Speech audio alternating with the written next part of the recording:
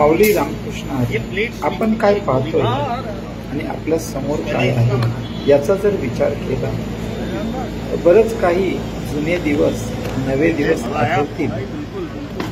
नर्मदा मैयामध्ये हे पवित्र दगड आहेत. हे कशा पद्धतीने इथे कसे आले आणि ते कशाने आले ते पाहण्यासाठी काही क्षणामध्ये आपण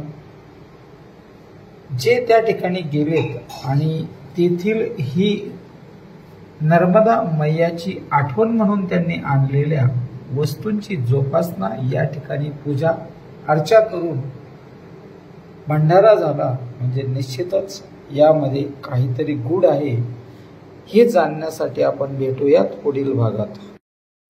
नमस्कार. आपण आताच मागील व्हिडिओमध्ये बघितलं की जे पूजा अर्चा करून नर्मदा मैयातील आठवणी या ठिकाणी आल्यात त्या कशा आला आपण त्यांनाच भेटणार आहोत. नमस्कार. रामकृष्ण हरी. आपण जे आता गेला होता ते कशाने गेला होता पहिला हे सांगा. आम्ही 2 व्हीलर गाडीने गेलो होतो. आळंदी 10 तारखेच्या दिवशी 1 वाजता आळंदीवरनं निघालो. आळंदीवरनं निघत असताना पहिला मुक्काम आपले भास्करगिरी महाराज देवगड संस्थान यांच्या निवासस्थानी केला म्हणजे दत्त संस्थान इथं केला. दुसरा मुक्काम आपले संस्थेचे विद्यार्थी हरणे महाराज मुक्ताबाई संस्थान तिथं दुसरा मुक्काम केला आणि तिसरा मुक्काम ओंकारेश्वरला केला. गजानन महाराज संस्थान इथे. चौथा मुक्काम उज्जैन इथे केला आणि 5वा मुक्काम प्रयागराज इथे केला. निश्चितच जाताना तुमच्यासोबत ताई होत्या. ताईची आणि तुमची साथ मिळून त्या ठिकाणी पोहोचताना तुम्हाला अडीअडचणीचा कुठला सामना करावा लागला? अडीअडचणीचा कुठला देवाने भरपूर आमच्यावरती आघात आणण्याचा प्रयत्न केला पण आमचा विश्वास फक्त ज्ञानोबारायावरती प्रयागराजवरती आणि भगवान शंकरावरती असा आमचा पूर्ण विश्वास होता. तुम्हाला ही संकल्पना सुचली कशी? ही संकल्पना सुचल्याचं कारण एकच. लोक प्रत्येक गोष्टीचा काहीतरी कोणी हेलिकॉप्टरने जात असतं, कोणी रेल्वेने जात असतं, कोणी आपलं ट्रॅव्हल्सने जात असतं, अनेक प्रकारचे मार्गाने लोक जातात. मग आम्ही मनात दोघांनी संकल्प आणला तर आपण 2 व्हीलरवरतीच जायचं. निश्चितच आज तुम्ही ज्या ठिकाणी गेलात आज संपूर्ण भारत देश कुंभमेळ्याच्या या पवित्र स्नानासाठी अपेक्षेने वाट पाहत होता. पण त्या ठिकाणी गेल्यानंतर तुम्हाला तेथील जनता जनार्दनाने काय म्हटलं आणि पोलिसांनी काय म्हटलं बरं तुम्हाला? आम्हाला पोलिसांनी एक PSI होते त्यांनी डायरेक्ट प्रश्न विचारले. ते गाडी थांबवली माझी गाडी. थांबवत असताना म्हणे तुम क्या से आहे बोले. म्हणला महाराष्ट्राच्या पुन्हा आळंदी से आहे. ठीक है. बोले ओम हमारे तरफ से मुख्यमंत्री योगी आदित्यनाथ जी आप तक आए नहीं बोले. कुंभ मेले में गाड़ी पर पैदल आते तुम नदी पर प्रयागराज में 3 तीर्थ क्षेत्र पर 2 व्हीलर पर आ गए आंघोल अपना स्नान संध्या मिटाकर अपना सब हे जीवन में कर लिया. निश्चितच आपल्याला जाताना किती किलोमीटर प्रवास करावा लागला आणि येताना किती किलोमीटर? जाताना रोज आम्ही 300 किलोमीटर चालायचो गाडीवरती.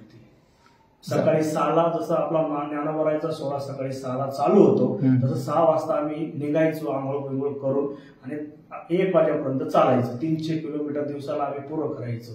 दिवसा 1 वाजेपर्यंत 160 किलोमीटर आणि दुपारून 170-80 किलोमीटर असा आमचा प्रवास असायचा. निश्चितच या प्रवासामध्ये तुम्हाला ज्यांनी साथ दिली तुम्हाला काय वाटलं? यांच्यासोबत जाताना प्रवासामध्ये कुठे मनामध्ये भीती निर्माण झाली होती का? नाही, कधीच नाही. विश्वास. निश्चितच म्हणजे तुम्ही टोटल प्रवास हा 2600 किलोमीटर केला बरोबर आहे. आणि प्रयागराजला गेल्यावर तेथील गर्दी आणि वाहतूक यामध्ये तुम्हाला काय जाणवलं? प्रयागराजला गेल्यानंतर वाहतुकीमध्ये खूप म्हणजे पोलिसांचं एवढं सहकार्य आहे त्या ठिकाणी तुम्हाला सांगतो. इतकं सहकार्य पोलिसांनी आम्हाला केलेले.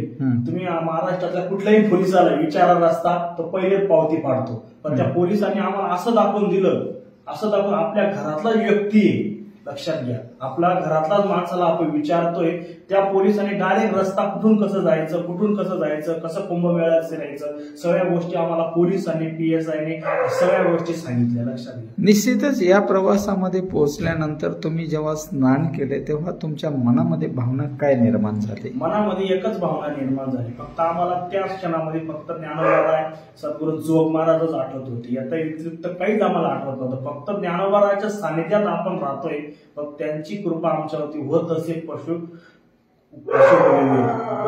असा आमचा विषय. निश्चितच पाऊले चालत पंढरीची वाट, याप्रमाणेच त्यांनी आज ऍक्टिव्हाने जो प्रवास केला याबद्दल या विषयामध्ये तुम्हाला विशेष असा अवघड टप्पा कोणता वाटला? आम्हाला फक्त विशेष अवघड टप्पा फक्त कुठला वाटला, भोपाळ पासनं तर सागर म्हणून गाव आहे मोठं जिल्हा, त्यात तो टप्पा आम्हाला जास्त अवघड वाटला. का? त्या ठिकाणी फक्त सिंगल रस्ता आहे, डबल गाडी जात नाही. फक्त कव्हर करायचं राहिलं म्हटलं गाडी थांबवावं लागते. फक्त तो 250 किलोमीटरचा टप्पा आहे भोपाळ ते सागर, तो टप्पा आम्हाला जरा अवघड वाटला. आणि यामध्ये जाताना तुम्हाला भोजनाची, निवासाची याबाबत कुठे अडी अडचणी आल्यात? याबाबतचं काही सांगण्याचंच काम नाही. रस्त्याने कुठे जरी आश्रम दिसला, त्या आश्रम दिसून लगेच ते महाराज विचारायचे काय रोपणे आहे का, बोले काय भोजन खाणं आहे का, कोणीही कुठल्याही प्रकारची आमची गैरसोय होती. म्हणजे निश्चितच विचार करा, महाराष्ट्राच्या बाहेर पडल्यानंतर जर आपला एवढा आदरात इथे होतं आणि त्या ठिकाणी प्रवास करून आपण या ठिकाणी पोहोचल्यानंतर येथील भावना तुमच्या काय आहेत? आळंदीमध्ये आल्यावर तुम्हाला काय वाटलं? एकदम छान वाटलं, प्रवास आमचा चांगला झाला. छान. म्हणजे आज एकंदरीत तुम्ही कुंभ मेळ्याचं स्नान पण केलं आणि नर्मदा मैयाचं दर्शन घेऊन प्रसाद आणला. छान. चित्रकूट केलं. जे आपलं वारकरी संप्रदायाचं मेन स्थान आहे दत्तप्रभू संस्थान, आदिनाथ गुरु सकळचितांचा भास्करगिरी महाराजांच्या संस्थानपासून आम्ही सुरुवात केली. नंतर मग आई साहेबांपासून दुसऱ्या दिवशी हरणे महाराज. निश्चितच असं यापुढील तुमच्या मनातील इच्छा, पुढे कोणता प्रवास करायची आहे का? पुढे आमचा अजून 5-6 दिवसाने झाल्यानंतर पुढच्या वेळेस सांगतो, पुढच्या 12-20 झाल्यानंतर आम्हाला इथून मल्लिकार्जुनाला जायचंय. वा, अभिनंदन. त्यासाठी इंद्रायणी सेवा फाउंडेशनच्या वतीने विशेष आपले अभिनंदन. प्रवासाला हार्दिक शुभेच्छा. धन्यवाद. आपण ज्यांना भेटलो, ज्यांची मुलाखत घेतली ते आमचे खास मित्र सर्वच आहेत, पण त्यामध्ये अनिलजी कड यांनी, बाळासाहेब कड यांनी देवरे महाराज आणि सौ यांचा सन्मान केला आणि त्यांच्या समेत त्यांचे मित्रमंडळी आहेत. निश्चितच कौतुकास्पद बाब आहे, त्यासाठीच त्यांनी हा सन्मान केला आणि हीच काळाची गरज आहे. प्रेरणा देणारी व्यक्ती सर्वश्रेष्ठ असते. मनपूर्वक धन्यवाद.